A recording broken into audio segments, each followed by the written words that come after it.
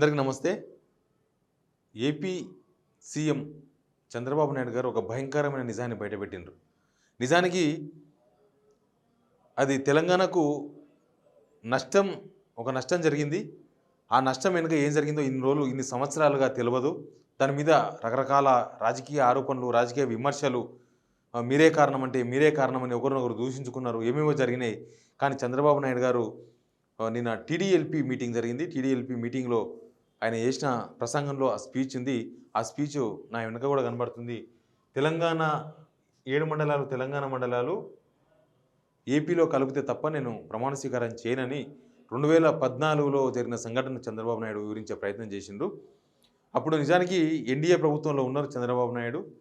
ఆంధ్రప్రదేశ్ ముఖ్యమంత్రిగా ప్రమాణ స్వీకారం కన్నా ముందు ఇదంతా తతంగం జరిగింది. 2014 జూలై 11వ తారీఖున కేంద్ర క్యాబినెట్ ఆర్డినెన్స్ ఇచ్చింది. ఆర్డినెన్స్ ఏంటంటే మన దగ్గర ఉన్న తెలంగాణలోని 7 మండలాలు, భద్రాచలం, పాల్వంచ రెవెన్యూ డివిజన్లో ఉన్న 7 మండలాలు, అది ఇప్పుడు పొలిటికల్ ఇష్యూ తెలంగాణలో. ఆ 7 మండలాలు ఏపీలో కలిపితే తప్ప నేను ముఖ్యమంత్రిగా బాధ్యతలు తీసుకొని ముఖ్యమంత్రిగా ప్రమాణ స్వీకారం చేయనని ప్రధాని నరేంద్ర మోడీకి చెప్తే ఆయన ఉన్నట్టుండి 7 మండలాలను ఏపీలో కలుపుతూ ఆర్డినెన్స్ ఇవ్వడం, తర్వాత పార్లమెంటు చట్టం చేయడం, ఇవన్నీ కూడా జరిగిపోయినాయి, మనకు తెలుసు. దీని మీద చాలా దుమారం జరిగింది. అప్పుడు బీఆర్ఎస్ ఏం చేసిందంటే, కాంగ్రెస్ ఏం చేసిందంటే, వాళ్ళు ఏం చేసిందంటే, బీజేపీ వాళ్ళు ఏం చేసిందని. కానీ ఇప్పుడు చంద్రబాబు నాయుడు అడిగిన దాన్ని బీజేపీ తూచా తప్పకుండా తెలంగాణలోని 7 మండలాలను, తెలంగాణ వచ్చిన కొత్తలా మనం జూన్ 2, 2014 తెలంగాణ వచ్చింది. జూలై 11 కరెక్ట్గా ఒక నెల మీద వారం రోజుల డిఫరెన్స్లో మన 7 మండలాలు ఏపీకి పోయినాయి. ఎందుకు ఏపీకి అవసరం ఉన్నది 7 మండలాలు అంటే, పోలవరం ప్రాజెక్టు పూర్తి కావాలంటే ఈ 7 మండలాలు ఏపీలో కలపాలి. ఇవన్నీ ముంపు మండలాలు, ముంపు ప్రాంతాలు, అవన్నీ కూడా పోలవరం కట్టాలంటే ఇవన్నీ కనుక తెలంగాణలో ఉంటే తెలంగాణ పర్మిషన్ తప్పనిసరి. తెలంగాణ ప్రభుత్వం అప్పుడున్న బీఆర్ఎస్ ప్రభుత్వం, ఏ ప్రభుత్వం ఉన్నా అప్పుడు బీఆర్ఎస్ ప్రభుత్వం ఉండే, ఖచ్చితంగా తెలంగాణ రాష్ట్ర పర్మిషన్ అవసరం. ఇప్పుడు మనం కనుక కాళేశ్వరం ప్రాజెక్ట్ కట్టాలంటే పాలమూరు, అది మన ముందు కాళేశ్వరం ప్రాజెక్టు కన్నా ముందు మన దగ్గర ప్రాణహిత చేవెళ్ళ ప్రాజెక్టు కట్టాలంటే మహారాష్ట్రలో పర్మిషన్ అవసరం పడ్డది. మహారాష్ట్రలో దాదాపు 3000 ఎకరాల ముంపు అవుతుంది. ఆ ముంపుకు ఒప్పుకుంటలేరు వాళ్ళు. ఆ 52 మీటర్ల హైట్లో బ్యారేజ్ కడితే అక్కడ 52 మీటర్ల హైట్లో కనుక బ్యారేజ్ కడితే మహారాష్ట్రలో 3000 ఎకరాలు ముంపు జరుగుతున్నాయి. అక్కడ చాలా గూడాలు మునిగిపోతున్నాయి. దానికి మహారాష్ట్ర అనుమతి ఇవ్వలేదు. అదంతా మనకు తెలుసు. తర్వాత మళ్ళీ తక్కువ హైట్కు తర్వాత ఇక్కడ కాళేశ్వరం కట్టేందుకు మళ్ళీ మహారాష్ట్రతో ఒప్పందం, అవన్నీ కూడా మనకు కళ్ళ ముందర జరిగినాయి. అయితే ఇక్కడ కూడా సేమ్ 7 మండలాలు ముంపు గురవుతున్నాయి కాబట్టి తెలంగాణ పర్మిషన్ తప్పనిసరి. పోలవరం ప్రాజెక్టు కోసం తెలంగాణ ఎట్టి పరిస్థితుల్లో కూడా పర్మిషన్ ఇవ్వదు. పర్మిషన్ ఇక్కడ గవర్నమెంట్ ఒప్పుకోదనే ఉద్దేశంతోన ఆ 7 మండలాలను చంద్రబాబు నాయుడు అడిగితే అప్పుడు ప్రధాని నరేంద్ర మోడీ గారు ఏపీలో కలిపినారు 7 మండలాలని చంద్రబాబు నాయుడు ఓపెన్గా టాక్ చేసిండు. అయితే ఇప్పుడు ఆ టాక్ చేయడంతో నెక్స్ట్ ఏం జరగబోతుందన్న ఒక భయం కనిపిస్తుంది. ఎందుకంటే నిజానికి 2014లో చంద్రబాబు నాయుడు ఉన్నా లేకపోయినా, చంద్రబాబు నాయుడు ఎన్డీఏ ప్రభుత్వంలో ఉన్నా లేకపోయినా ఎన్డీఏ గవర్నమెంట్ ఉండేది. సొంతంగానే బీజేపీకి ఆ బలం ఉన్నది. చంద్రబాబు నాయుడు అవసరం లేకుండానే ప్రభుత్వం ఏర్పాటు చేసేంత బలం ఉంది వాళ్ళకు. కానీ చంద్రబాబు నాయుడు ఒక మాట అడిగితే ప్రమాణ స్వీకారం చెయ్యని, నేను నా 7 మండలాలు కలపాల్సిందని ఒక మాట అడిగితే వాళ్ళు బీజేపీ అప్పుడు ఒప్పుకొని 7 మండలాలను ఏపీలో కలిపింది. అయితే ఇప్పుడున్న సిచ్యువేషన్లో ఎన్డీఏ ప్రభుత్వంలో చంద్రబాబు నాయుడు చాలా ముఖ్యమైన కీలకమైన పాత్ర పోషిస్తున్నాడు, కింగ్ అయినరు.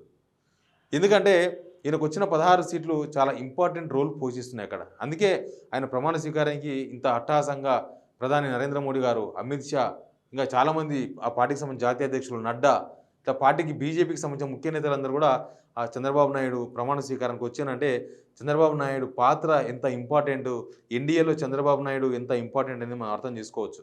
ఇంకా ఇప్పుడు తెలంగాణకు నష్టం చేసే వ్యవహారాలు, లేకపోతే తెలంగాణకు ఇండైరెక్ట్గా నష్టం చేసే వ్యవహారాల్లో చంద్రబాబు నాయుడు నిర్ణయం తీసుకుంటే బీజేపీ ఆపగలదా? బీజేపీ వాళ్ళు లేదు అని అనగలరా?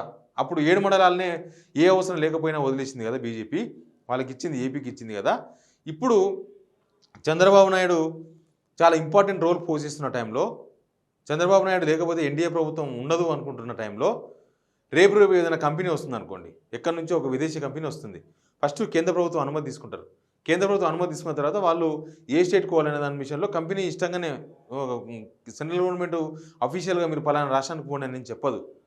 కానీ ఇక్కడ చంద్రబాబు నాయుడు ఫోర్స్ ఒకటి ఉంటుంది కదా, ఆ ఇండస్ట్రీ ఏపీ కావాలని, లేకపోతే హైదరాబాద్కు రావాల్సిన ఇండస్ట్రీసో లేకపోతే హైదరాబాద్లో పెట్టుబడి పెట్టాలనుకుంటున్న వాళ్ళను ప్రెషర్ పెంచి వాళ్ళ మీద ఒత్తిడి పెంచి అవన్నీ అమరావతికో లేకపోతే అమరావతితో పాటు వివిధ వేరే టౌన్స్ వైజాగో లేకపోతే ఇంకా వేరే గుంటూరో నెల్లూరో కర్నూలో పట్టుకొని పోతే మన తెలంగాణకు నష్టమే కదా. రేపు ఏం జరగబోతుంది? చంద్రబాబు నాయుడు అడిగితే కాదని చెప్పే పరిస్థితులు ఇప్పుడు బీజేపీకి లేవు. ఎన్డీఏ ప్రభుత్వం ఉండదు చంద్రబాబు నాయుడు చెప్పింది కాదంటే. ఇటు రేవంత్ రెడ్డి గారు ఉన్నారు. రేవంత్ రెడ్డి గారు ఏమన్నా బీజేపీతో మాట్లాడి లేకపోతే మోడీతో మాట్లాడి తీసుకొచ్చేంత చనువు లేకపోతే అట్లాంటివి ఏమైనా కనిపిస్తున్నాయా? ఆల్రెడీ నిన్నమొన్ననే ఎలక్షన్స్లో అమిత్ షా ఆడియోను మొత్తం దాన్ని మ్యానిపులేటింగ్ చేయడంతోన మొత్తం కనీసం ఇటువైపు చూసేందుకు కూడా బీజేపీ పెద్దలు ఇష్టంగా కనిపిస్తలేరు. రేవంత్ రెడ్డి విషయంలో అప్పటిదాకున్న వ్యూ ఒకటి, ఇప్పుడు రేవంత్ రెడ్డి విషయంలో సెంట్రల్లో ఉన్న పెద్దలు వివరిస్తున్న తీరు ఒకటి. ఇంకోటి, రేవంత్ రెడ్డి కోసం చంద్రబాబు నాయుడు కంపెనీలను వదిలేసుకుంటారా? రేవంత్ రెడ్డి చంద్రబాబు నాయుడు మధ్య కొంత సంబంధాలు ఉన్నాయి, లేదని మనం చెప్పలేం. కానీ రాష్ట్రం కోసం ఆయన ఆంధ్రప్రదేశ్ రాష్ట్రమే ఆయనకి ఇంపార్టెంట్ రేవంత్ రెడ్డి కన్నా. అట్లాంటి టైంలో రేవంత్ రెడ్డి ఇక్కడ కంపెనీలు ఎట్లా తీసుకొస్తాడు? రేవంత్ రెడ్డి గారు ఎట్లా ఇక్కడ ఏపీతో పోటీపడి ఈ కంపెనీలను ఇక్కడ ఎస్టాబ్లిష్ చేపిస్తారు? లేకపోతే బీజేపీ మీద ఎట్లా ఫైట్ చేస్తారు? బీజేపీ మీద ఫైట్ చేసినంత మాత్రాన కూడా చంద్రబాబు నాయుడు కాదని ఇక్కడ కంపెనీలు ఇచ్చే అవకాశం ఉంటుందా? వచ్చే అవకాశం ఉంటుందా? రేపు చంద్రబాబు నాయుడు ఎఫెక్ట్ తెలంగాణ మీద ఎట్లా ఉంటుందనేది చాలా ఇంపార్టెంట్గా మనకు ఒక చర్చనీయాంశంగా మారింది. అసలు చంద్రబాబు నాయుడు తెలంగాణ మీద కొంత శీతకంతోనే ఉన్నారు ఇప్పటికి కూడా. ఎందుకంటే మొన్న రాష్ట్ర అవతరణ దినోత్సవాల రోజు కూడా ఒక 15 లైన్ల శుభాకాంక్షలు ఆయన ట్విట్టర్లో పెట్టినారు, ఇప్పటి కూడా ఉంది. దానిలో 15 లైన్లలో ఎక్కడ కూడా తెలంగాణ అనే పదాన్ని కూడా ఎక్కడ వాడలేదు.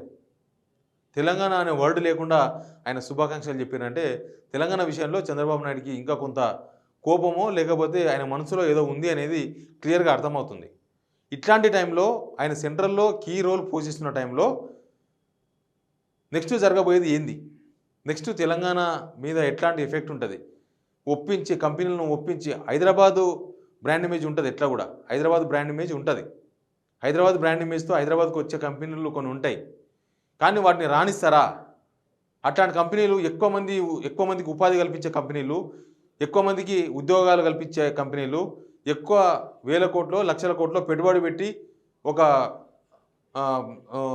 బ్రాండ్ను మరింత పెంచే కంపెనీలు వచ్చే అవకాశం ఉంటే అవి తెలంగాణకు వస్తాయా? ఇప్పుడు అవి సెంట్రల్ గవర్నమెంటు లేకపోతే పక్కనున్న చంద్రబాబు నాయుడు గారు వాళ్ళు ఎందుకు రాణిస్తారు?